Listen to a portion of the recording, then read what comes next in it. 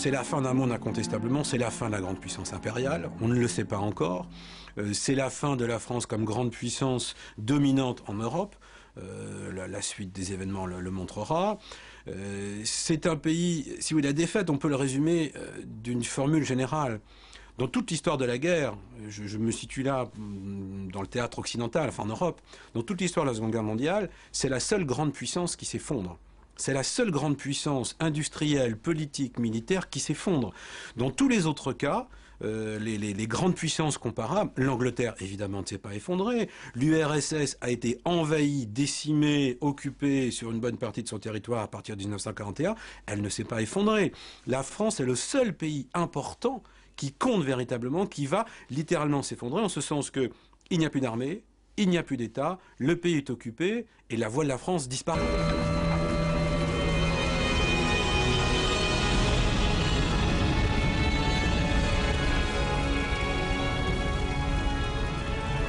On parle très peu de l'exode. Alors l'exode, c'est 10 millions de personnes sur les routes. 10 millions de personnes sur les routes, c'est-à-dire à peu près le quart de la population française. C'est-à-dire des choses que l'on voit, nous, aujourd'hui, à la télévision, se passant dans d'autres pays, hein, très loin. On l'a vécu en France il y a à peine 60 ans.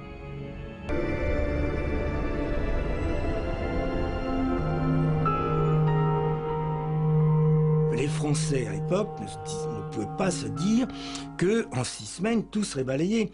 À la limite, ils se disaient ça va durer longtemps, il va falloir se défendre, ça va être peut-être comme à Verdun. Bon, on mettra le temps, mais on va les épuiser, on les squeezera, comme on disait, économiquement, il y aura le blocus, bon, on va finir par les avoir. Bon, mais imaginez que l'Allemand, au bout de moins de 6 semaines, est à Brest, commence à se promener du côté de Lyon et fait des percées au-delà de là, si vous voulez, ça c'était impossible pour les politiques, mais aussi pour le Français moyen, de se dire qu'on en arriverait là. Il n'y a plus d'État, il n'y a plus d'autorité. On n'imagine pas ce que peut être un pays comme la France, la complexité d'une société comme la société française de l'époque, d'un territoire relativement important, sans autorité. C'est-à-dire l'armée, l'administration, les préfets, tout ce qui fait, comment dire, fonctionner au quotidien le pays est dans une sorte de déliquescence totale. À Paris comme à Londres, le pouvoir est désormais entre les mains d'hommes farouchement décidés à se battre. Le 10 mai, les Britanniques se sont donné un nouveau Premier ministre, Winston Churchill. Dès mars 40, Paul Reynaud avait remplacé Daladier à la tête du gouvernement. Son mot d'ordre, la lutte à outrance. Le 18 mai, il appelle à la vice-présidence du Conseil le maréchal Pétain, 84 ans. Le lendemain, il confie au général Weygand, 73 ans, le commandement en chef des armées à la place du généralissime Gamelin.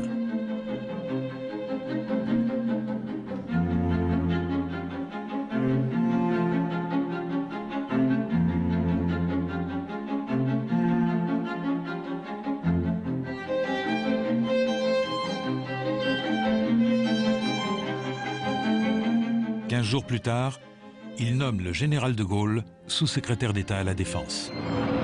Mais la poussée allemande semble irrépressible et le 10 juin, jour où l'Italie entre en guerre aux côtés de l'Allemagne, le gouvernement doit quitter Paris. Il rejoint Tours, puis rallie Bordeaux. Le 14 juin, les Allemands entrent dans Paris.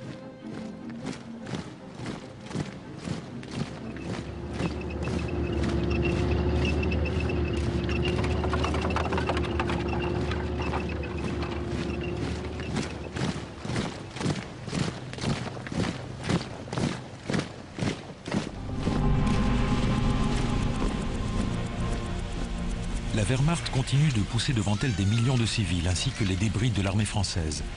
Des prières publiques pour le pays sont organisées, auxquelles les dirigeants participent sans distinction d'appartenance politique. Le gouvernement semble concentrer en lui tout le désarroi, toutes les hésitations qui bouleversent la société entière et commencent à la déchirer. Face à l'étendue du désastre, le pouvoir s'interroge sur la conduite à tenir.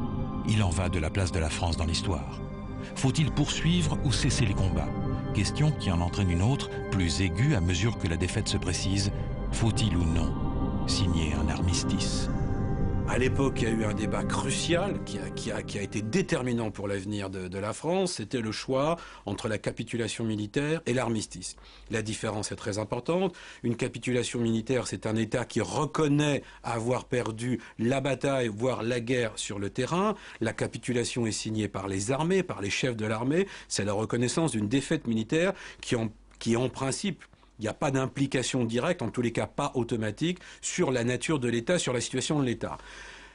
Dans un armistice, c'est très différent, puisque c'est le gouvernement qui va demander l'armistice et qui va, d'une certaine manière, accepter le principe d'une cessation du conflit. Et donc, ça veut dire que c'est l'autorité politique qui endosse le principe de la défaite. Le débat qui va avoir lieu en juin 40, qui est très connu, c'est que les chefs militaires, Pétain en tête, avec Weygand, vont refuser d'endosser la responsabilité de la défaite, vont demander un armistice et non pas une capitulation pour faire endosser le choc de la débâcle sur l'autorité politique et du coup faire porter, disons, la responsabilité sur les gouvernements de la Troisième République avec ce fameux mot d'ordre, c'est la faute au Front populaire. En quelques journées cruciales va se nouer le sort du pays. 16 juin. Lors d'une dramatique réunion du Conseil des ministres, les partisans de l'armistice repoussent toute volonté de poursuivre la lutte. Ils rejettent cette ultime et audacieuse proposition de Churchill que Paul Reynaud devait signer le lendemain. L'union totale entre le Royaume-Uni et la France, un seul Parlement, un seul gouvernement, un seul pays. Isolé, indécis et résigné, Paul Reynaud démissionne le soir même et propose au président de la République Albert Lebrun de nommer à la présidence du Conseil l'homme le mieux à même de demander à Hitler les conditions d'armistice et de paix, le maréchal Philippe Pétain. 17 juin, De Gaulle s'envole pour Londres, tandis que le maréchal Pétain s'adresse à la nation. Français, à l'appel de Monsieur le Président de la République, j'assume à partir d'aujourd'hui la direction du gouvernement de la France.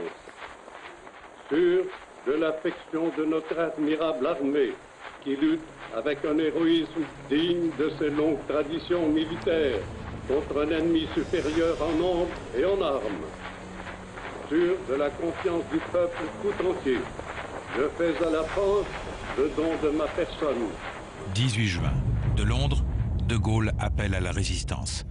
La clé de voûte du système de Vichy, qui se met en place encore une fois très tôt, très vite, c'est Pétain lui-même. Pétain qui est présenté à l'époque avec quelques arrangements historiques comme le sauveur de la patrie en 1917-1918, comme l'homme qui a réussi à sortir le pays d'une crise majeure qui a été celle de la Première Guerre mondiale, et donc qui va recommencer en 1940. Le culte du maréchal a atteint le tréfonds des campagnes françaises. C'est-à-dire, véritablement, il y a eu une forme d'adoration à l'égard de Pétain qui est, je crois, directement proportionnelle à l'ampleur de la défaite et du choc de 1940. Je pense que, véritablement, le Français de 1940 a cru que le pays allait disparaître. C'est quand même un sentiment pas banal. C'est cette idée que le pays, en tant que nation, en tant qu'État constitué, pays qui, encore une fois, une puissance impériale, allait disparaître et que celui qui a empêché cette disparition, en arrêtant la guerre, en reconstruisant l'État, etc., même si tout cela est faux ou largement mensonger d'un point de vue objectif, c'est perçu comme tel à l'époque. Et donc le culte qu'il y a envers Pétain est considérable.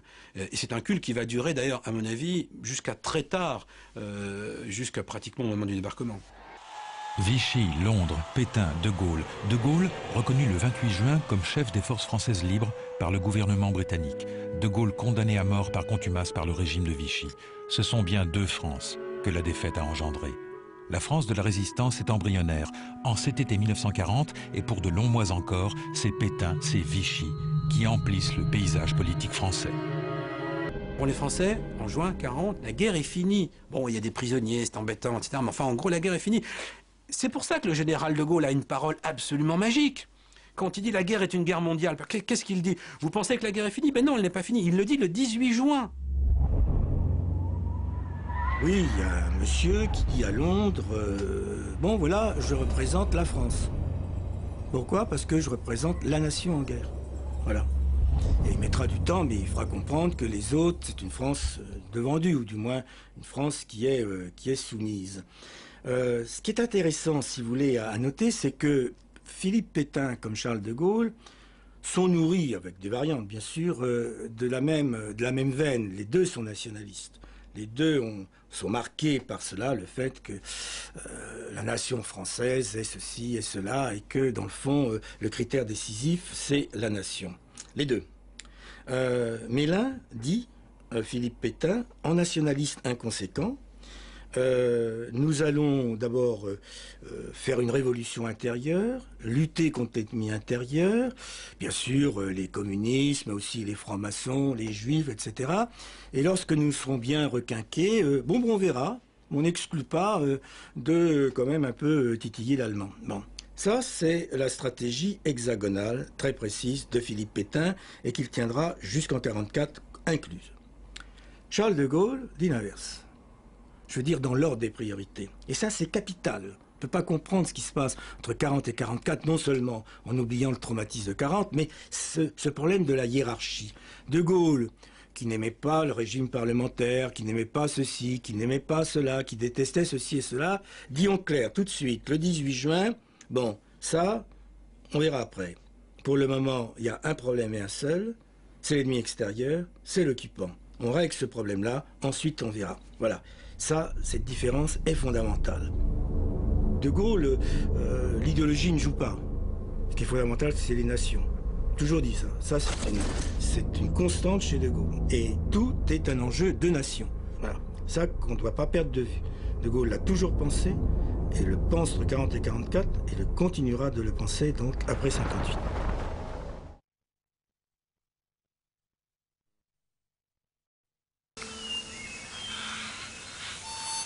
Alors Saint-Jean-de-Luz donnait un spectacle assez curieux parce que il y avait les débris des divisions polonaises qui étaient là et qui tentaient de s'embarquer. Il y avait 2 bateaux polonais qui étaient venus les chercher, plus un certain nombre de civils qui tentaient de s'embarquer.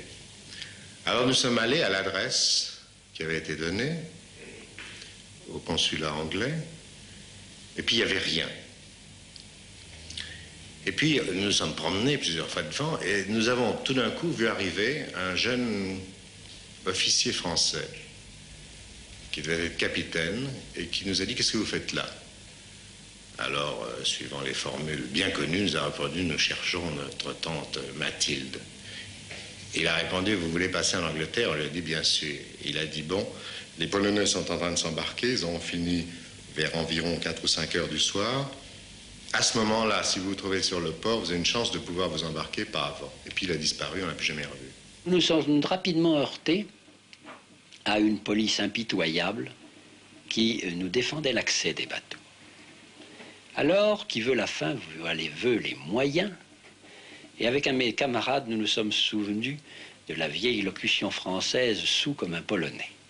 Et comme l'armée polonaise passait à côté de nous, elle aussi en retraite, et qu'il ne faisait nul doute pour aucun d'entre nous que les Polonais, où qu'ils soient, continueraient la lutte compte tenu de leur situation. Et on les laissait s'embarquer. Et eux, ils avaient des grands transatlantiques polonais qui étaient venus les chercher. Le président Sobieski et le président Batory. Alors, nous avons acheté un uniforme polonais chacun, très cher d'ailleurs. Nous nous sommes mêlés aux colonnes qui embarquaient dans les bateaux, et c'est comme un paquet de linge sale, puisque je jouais aux Polonais sous, que j'étais embarqué à bord de leur navire. Et Villemain a accepté de nous embarquer sur le Capot Olmo. Nous sommes donc partis, et dans un convoi d'ailleurs, dans un convoi régulier de Vichy, et la veille du jour où nous allions arriver à Oran, nous avons quitté le convoi en mettant la machine en panne et en disant que nous avions besoin de 5 heures pour réparer. Avec l'accord du commandant Villemain. C'était pas non seulement l'accord, c'est le commandant Villemain qui avait tout monté et tout organisé. Nous n'étions dans cette affaire que ses adjoints. Alors il s'est trouvé que un des contre-torpilleurs qui nous accompagnait est venu se ranger bras à bord avec nous, nous a demandé si nous avions besoin d'une aide quelconque. Nous avons répondu que non, qu'il nous fallait simplement 5 heures pour réparer. Et nous avons eu beaucoup de chance, parce qu'il avait commencé à rester avec nous, à faire un peu le chien de berger autour de notre bateau. Nous avons eu beaucoup de chance parce qu'il y a eu une attaque de sous-marins de nationalité indéterminée sur le convoi, et le contre-torpilleur nous a dit qu'il ne pouvait pas rester en arrière pour un seul bateau. Alors dès qu'il est parti, nous avons fait demi-tour et nous sommes dirigés sur Gibraltar. Dans la rade de Gibraltar, on a vu une petite vedette battant pavillon français. Et il y avait sur cette vedette l'amiral Muselier, armé d'un porte-voix, qui se baladait autour de tous les bateaux, quels qu'ils soient, qui étaient dans la rade de Gibraltar, et qui appelait les gens au bastingage en disant « Y a-t-il des Français parmi vous ?» Alors les Français, évidemment, se précipitaient, et il leur disait « Écoutez, j'espère que si vous êtes ici, c'est dans un but très simple, qui est d'aller en Angleterre, où le général de Gaulle continue la guerre. Moi-même, je vais le retrouver, et je vous donne à tous rendez-vous là-bas. » Les remous de Mersel Kébir agitent toujours les esprits en Méditerranée, notamment celui d'un jeune aviateur, un peu cosaque, un peu juif. Lorsque vous vous trouvez, comme moi, dans la rade de Gibraltar, et que vous êtes à deux doigts de l'interprétation juridique de votre acte, qui ne peut être que celui de désertion, et que vous voyez la flotte de votre pays, de votre allié, revenir de Mersel Kébir, vous êtes plongé dans une drôle de mélasse. On a dit que les marins anglais n'étaient pas fiers en venant de Mersel. Non, ils étaient très très malheureux, j'en ai vu plusieurs. Plusieurs étaient profondément malheureux, et très, très, comment dirais-je, ils ne se sentaient pas fair play du tout, ce qui traditionnellement est une des prérogatives caractéristiques, soi-disant, de l'Angleterre. En tout cas, dans mon cas, je me trouvais donc sur ce bateau battant pavillon anglais. J'apprends le retour, je vois la flotte rentrer, on m'apprend ce qui vient de se passer. Et en ce moment-là, je me suis jeté à l'eau, parce qu'il y avait dans la rade un aviso battant pavillon français. Alors j'ai décidé de ne plus aller en Angleterre, mais de rentrer en France. Alors je me suis jeté à l'eau, j'ai nagé à peu près 1 kilomètre jusqu'à ce bateau. J'ai grimpé à bord et j'ai trouvé à bord des sous-officiers français, aussi aviateurs, qui continuaient, qui rentraient en Angleterre. Ce n'était pas un bateau français qui rentrait en France, c'était au contraire, si vous voulez, un bateau de déserteurs, comme on nous appelait à l'époque, allant en Angleterre pour continuer à se battre. Et comme c'était les premiers Français que je voyais depuis mon départ du Maroc, nous avons discuté longuement et puis on a dit littéralement, j'ai aussi cela, notre façon de penser à l'époque, merde pour l'Angleterre, on va pas en Angleterre pour nous battre pour l'Angleterre, on va en Angleterre pour continuer la guerre contre les Allemands. Les Anglais continuent la guerre contre les Allemands, donc on va en Angleterre.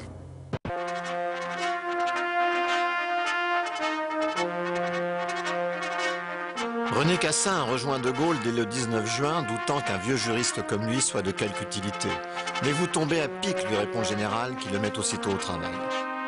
Je dois dire que lorsque, le 3 août, le général de Gaulle et moi, nous sommes allés voir Churchill, et que M. Strand lui a exposé les deux positions, la position des techniciens et la position politique, que partageait le ministère des Affaires étrangères britannique, Churchill a donné immédiatement raison aux politiques.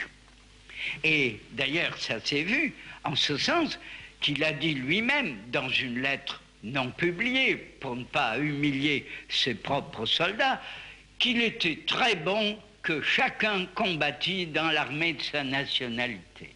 C'était le gain de cause complet pour notre cause.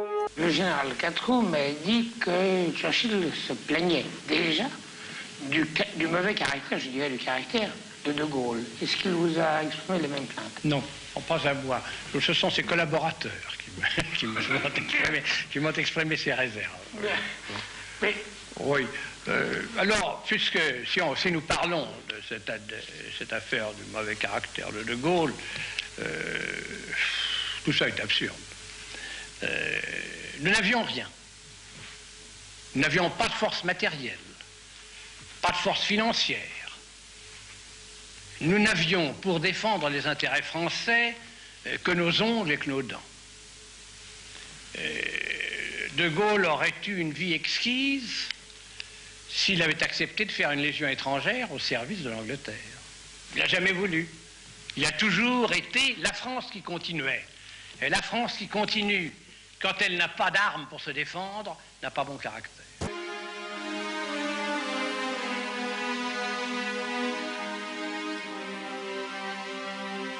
On nous considérait au fond comme un gouvernement. Seulement, on nous considérait en fait, maintenant en droit, beaucoup de chose était à conquérir. Nous avons dû conquérir, par exemple, nous avons obtenu de faire des timbres. Et plus tard, nous avions des problèmes de change. Nous avons créé une banque centrale. Nous avons fait des choses étonnantes avec rien du tout. Mais il y a des moments où nous avons trouvé des résistances insurmontables.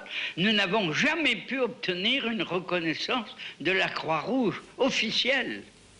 Comme nous étions peu nombreux. On nous dit, mais il fallait bien qu'il y ait des gens qui restent en France. Oui, mais si nous avions eu quelques dizaines de plus d'officiers, de hauts fonctionnaires, comme la tâche du général de Gaulle, c'était plus facile, comme nous aurions pu parler avec plus d'aplomb et plus de résonance.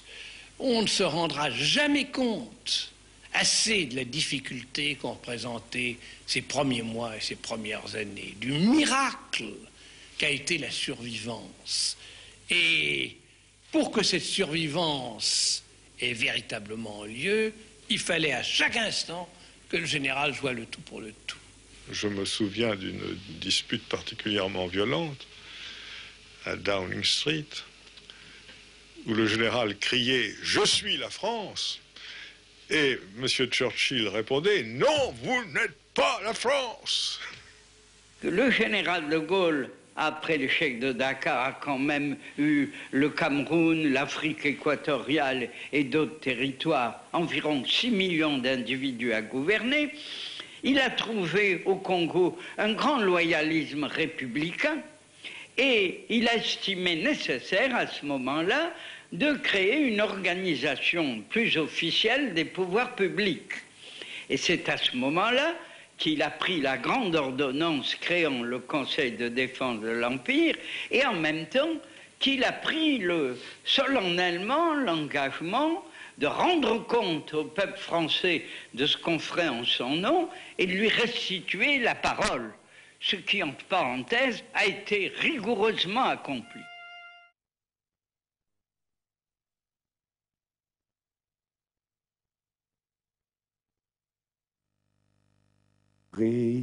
Mon Radio Paris est allemand. Ça allait être enregistré le lendemain pour 4 ans. Le plus célèbre, mais peut-être le plus efficace slogan de la radio de Londres, c'est-à-dire du programme Les Français parlent pas français. Le général, pour la première fois, parle à Churchill de la radio. Et lui dit, Monsieur le Premier ministre, je compte absolument sur la BBC pour garder le contact avec le peuple de France et pouvoir éventuellement lancer des appels et faire connaître la résolution de continuer la guerre. Si en ce 17 juin 40, les soldats se battent encore pour sauver l'honneur de la France, le maréchal Pétain, lui, en a déjà décidé autrement. Français, j'ai demandé à nos adversaires de mettre fin aux hostilités. J'ai pris cette décision dure au cœur d'un soldat, parce que la situation militaire l'imposait.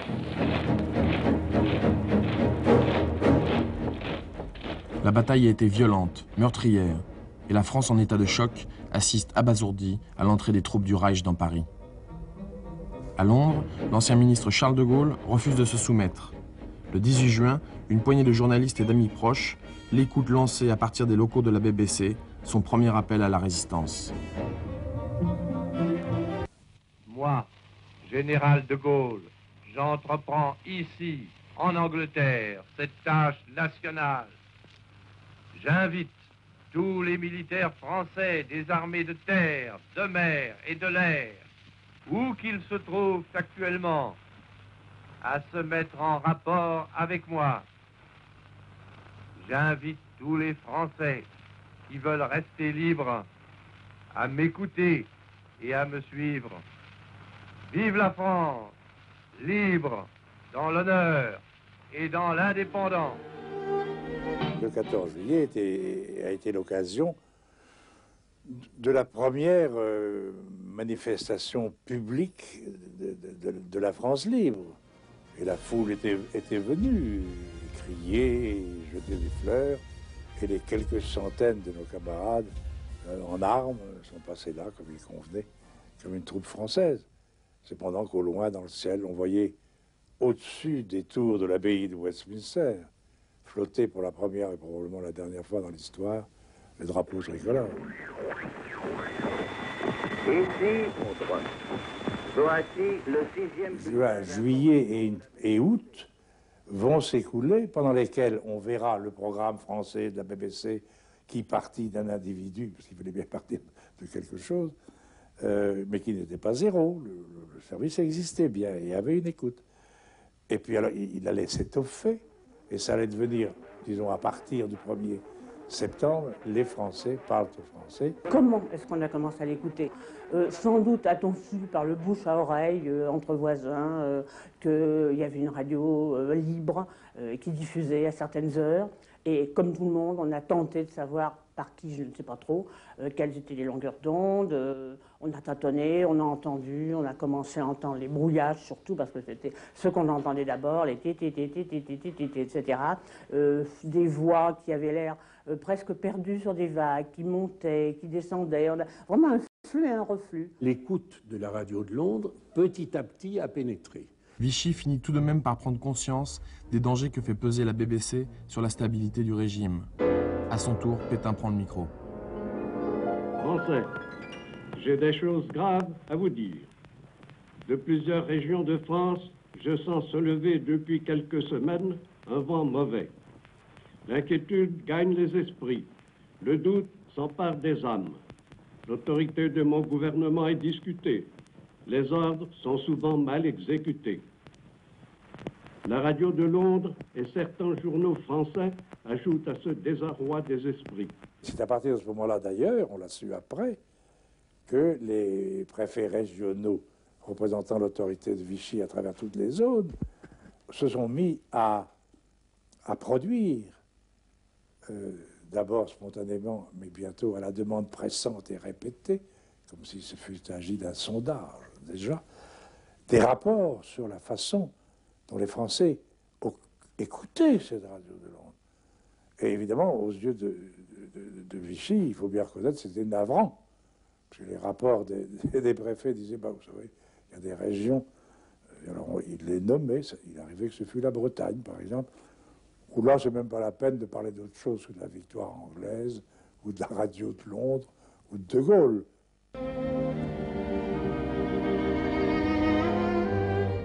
Réunis dans les faubourgs de Berlin, Hitler et quelques-uns de ses proches décident en janvier 1942 de mettre au plus vite en marche la solution finale. Informé par la résistance polonaise de l'ampleur du génocide et de l'horreur des camps, Jean Marin, le 1er juillet 1942, prend le micro.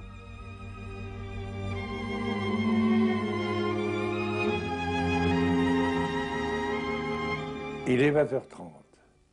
Et moi, je dis, dans une note officielle, le gouvernement polonais a fait connaître que 700 000 Juifs ont été massacrés en Pologne depuis le début de l'occupation allemande. Ainsi, 700 000 hommes, femmes et enfants ont été mis à mort par des hommes qui avaient froidement décidé ces exécutions massives. Pourquoi? Ces 700 000 êtres humains ont été abattus pour une seule raison, c'est qu'ils étaient juifs. On se trouve donc amené à considérer ces assassinats collectifs comme la solution adoptée par le Reich pour résoudre le problème de l'antisémitisme. La note polonaise raconte comment se font pratiquement les massacres des populations condamnées. Les détails sont terribles. N'en citons qu'un. Les Allemands utilisent des chambres à gaz, qu'on appelle, même en Allemagne, les chambres de Hitler. Londres, les Français parlent aux Français. Bien sûr, l'indicatif. qui était quelque chose de très fort, une espèce de martèlement, comme un rappel, nous sommes là, nous sommes là, nous sommes là. Et l'origine de cet indicatif mérite d'être rappelé, car il est tout à fait inattendu.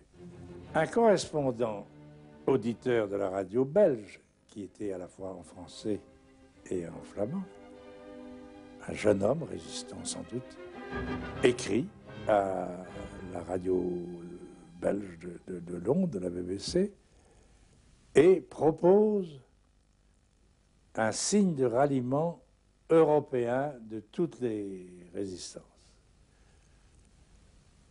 Il est, dit-il, assez simple pour être colporté, pour être écrit, pour être tout ce que l'on peut imaginer, par tout le monde, sans distinction de langage, toute l'Europe résistante. Et c'est le V de la victoire.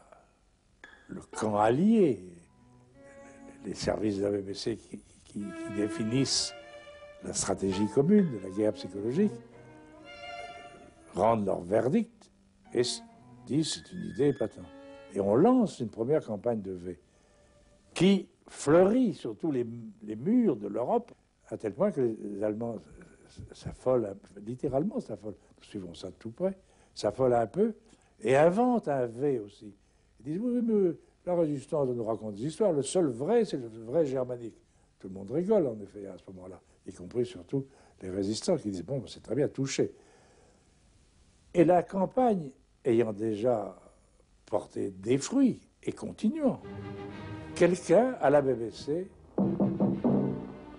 découvre que en morse, pam pam pam pam, ça veut dire victoire. Alors on en a fait l'indicatif sonore après qu'on se fut saisi du V comme indicatif visuel de la résistance et de l'espérance de victoire.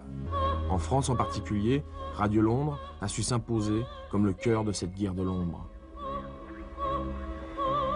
Ici, veuillez tout d'abord écouter quelques messages personnels.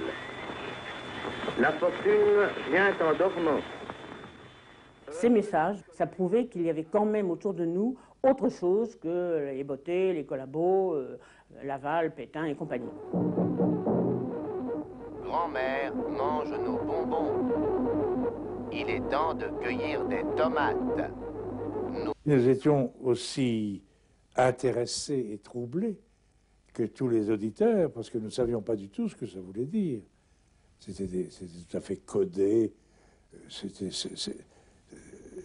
Jour après jour, c'était notre petite rubrique surréaliste, n'est-ce pas?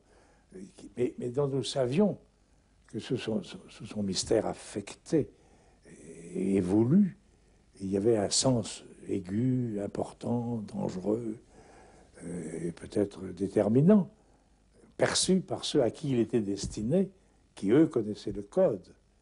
Les phrases étaient diffusées à la radio de Londres à 12h30, par exemple. La phrase c'était « Le peuplier perd ses feuilles ». Bon, si on entendait cette phrase à midi, on écoutait ensuite à 20h30, je crois, ou 19h30, la confirmation. Si la confirmation apparaissait, on disait, bon, ben, il faut y aller, etc. C'est l'opération risque d'être pour ce soir. Et une troisième information donnée, toujours avec la même phrase, le peuplier perd ses feuilles, à 21h30. Donc là, l'équipe devait être sur le terrain.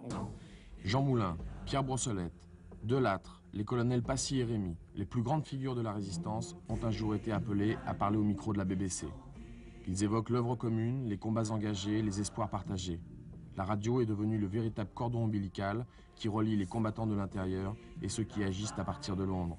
La bataille suprême est engagée. Après tant de combats, de fureur, de douleur, voici venu le choc décisif. Le choc tant espéré.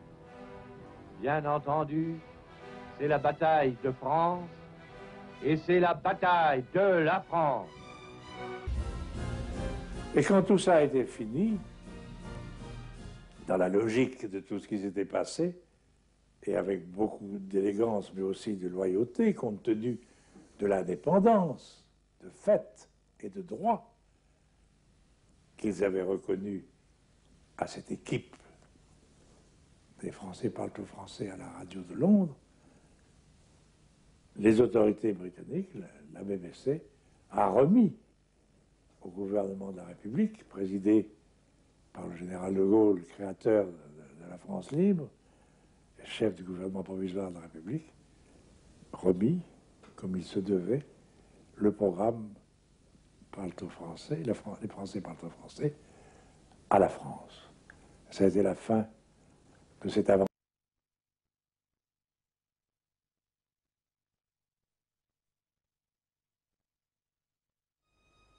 Le Honeck, un sommet à la frontière des Vosges et de l'Alsace. C'est ici qu'avant la Première Guerre mondiale, patriotes et militaires français venaient saluer l'Alsace devenue allemande. Mais le monument qui s'y dresse aujourd'hui évoque le souvenir d'un autre conflit, d'une autre libération, celle de 1944. Il nous renvoie à l'histoire glorieuse et tragique d'hommes venus du Maghreb secourir une France alors meurtrie. Je vous le dis, rien n'est perdu, car la France n'est pas seule. Elle a un vaste empire derrière elle. L'appel du 18 juin 1940. De Gaulle.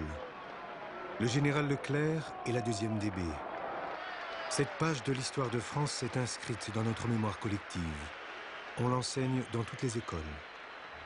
Ce n'est pourtant pas l'héroïsme des forces françaises libres, quelques milliers d'hommes tout au plus, qui permit à la France, vaincue en 1940, de reprendre 5 ans plus tard sa place parmi les grandes nations. Ce que les Alliés lui demandaient alors, c'était l'entrée en guerre d'une armée nombreuse et redoutable, capable de prendre sa revanche sur le champ de bataille et de s'imposer à un adversaire jusqu'alors invaincu. L'armée d'Afrique est entraînée malgré elle dans la guerre en novembre 1942. Le débarquement de troupes américaines au Maroc et en Algérie provoque alors l'intervention des forces germano-italiennes en Tunisie. Coincés entre les belligérants, sommés par le maréchal Pétain de se joindre aux forces de l'Axe afin de rejeter les Anglo-Américains à la mer, les unités stationnées en Tunisie désobéissent et basculent définitivement le 19 novembre 1942 dans le camp des Alliés. Si les cadres sont dans leur très grande majorité des Français, l'infanterie est composée pour l'essentiel de tirailleurs indigènes, auxquels s'ajoutent des troupes auxiliaires, en particulier des goumiers marocains, identifiables au casque anglais qui les coiffe. Au sein de cette armée cosmopolite, l'égalité des hommes est loin d'être la règle. Les coloniaux, mobilisés au sein des empires britanniques et français, n'ont en effet ni les mêmes droits ni les mêmes soldes que les Européens de souche. Contrairement à ce que cette mise en scène voudrait laisser penser, les soldats afro-américains, comme les tirailleurs sénégalais, vivent alors sous un régime ségrégationniste. La diversité des hommes et la fraternité née des combats ne doivent pas masquer le contexte de l'époque. Nous sommes toujours au temps des colonies, et les droits des indigènes restent à conquérir. Les Algériens, ils sont comme les Tunisiens, comme les Marocains. Il y avait un espoir. Il y avait un espoir, premièrement, que nous libérons notre patrie. Notre patrie, c'est la France, quand même. On veut ou on ne veut pas. Il faut la libérer. Et après, il y a le retour. Ça veut dire que nous avons l'égalité. Après une formation à l'armement américain, le 4e tunisien fait partie des unités du corps expéditionnaire français en Italie. Nous, on a débarqué à Taranto, Bari, Napolitano, Covondata, Casali, Vinafro, Sernia, Santilia, Belvedere. Débarqués en septembre 1943 dans le sud de la péninsule italienne, les Alliés n'ont toujours pas atteint Rome. Ils piétinent encore début janvier 1944 devant les hauteurs de Monte Cassino, où les Allemands se sont solidement retranchés. Au printemps 1944, les unités françaises reprennent victorieusement l'offensive. Ce n'est plus l'armée défaite en 1940, mais une armée couverte de gloire qui triomphe dans Rome à la veille du débarquement de Normandie. Les héros du Belvédère et de Cassino vont former l'ossature d'une armée destinée à ouvrir un nouveau front, cette fois-ci en France.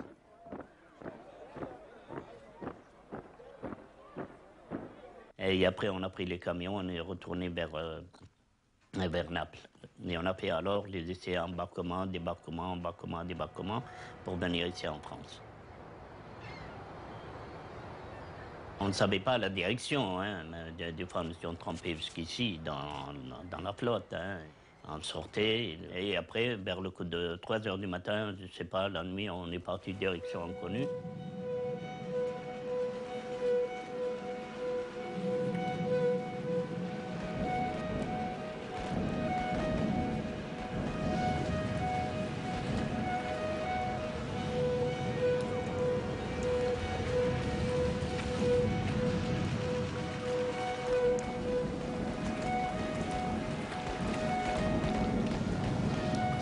Et nous avons débarqué donc dans les environs de Saint-Tropez. Hein. Nous avons eu pas mal aussi là dans les 200 morts. Les unités qui débarquent à partir du 15 août 1944 sur les côtes de Provence sont en majorité françaises. Commandées par le général Delattre de Tassigny, elles sont chargées par les Alliés de libérer Toulon et Marseille. Parmi les premiers éléments débarqués, ceux de la 3e division d'infanterie algérienne sont envoyés secourir les Marseillais, qui se sont insurgés à l'annonce de leur venue.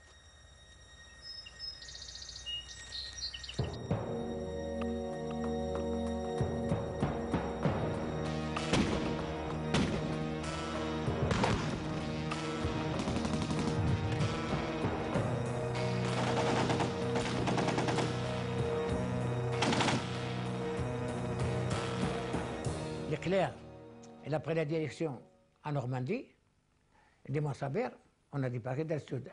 Alors quand j'ai attendu toujours, les gens ils parlent, la Normandie, excusez-moi, je dis merde. Je dis alors la Normandie, c'est les hommes qui sont tombés. Et là, c'est les mouches qui sont tombées. J'ai dit, mais pourquoi ils parlent de nous? Et à Marseille, il n'y a pas de blessés, il n'y a pas de morts. Mais c'était pas renommé comme la Normandie. Les forêts vosgiennes deviennent le huis clos meurtrier d'un sanglant face-à-face franco-allemand. En 3 semaines de combat, la 3e division d'infanterie algérienne ne progresse plus que de 15 km, laissant plus du tiers de ses effectifs sur le terrain.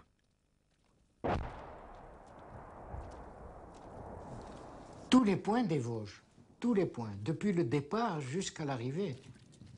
Les Vosges ont été très très durs pour nous.